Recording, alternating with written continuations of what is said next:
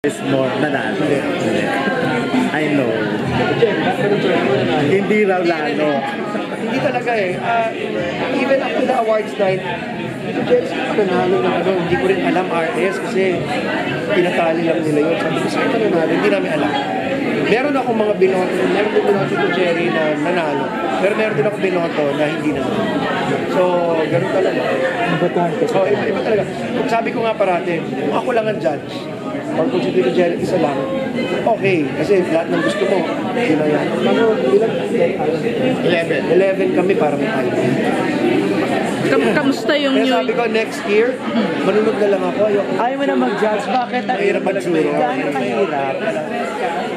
Kasi, di ba parang yung gusto ko, hindi pumasok. So, medyo parang, huwag na, next year, manunod na lang ako. Bahala na sila Tito Jerry mag- But of course, nirerespeto mo yung decision mo. Lahat. Hindi ko nirespeto yun. Dapat sinabi ko na mali yung mga result nila. Hindi. Yun ang gusto ng karamihan siguro. Kasi nga, tali yan eh. So, siguro, gusto ng karamihan, yun. Yung gusto ko, hindi gusto ng karamihan. So, kaya hindi pumasok. Kamusta yung New Year's trip mo with Catherine? Masaya. Walang masaya sa ano, nasa Thailand lang kami. Masaya namin. Ano lang kami, kwentuhan, of course, catch up. I haven't seen Catherine in a long time, almost a decade. Hindi naman, siguro mga 7 years. So, kwentuhan about shoots. Excited na daw siya sa Elena.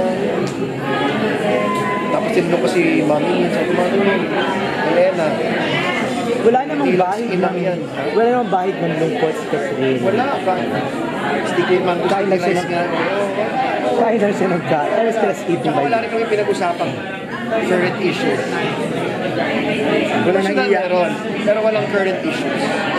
Walang iyakan mode sa Thailand. Tawa lang kami ng tawa. Hindi ka sumagot sa tungkol sa love life. Ano sa sila? Wala, zero.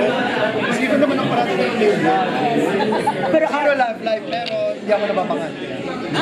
love life, pag love life. Iba yun ah. Pero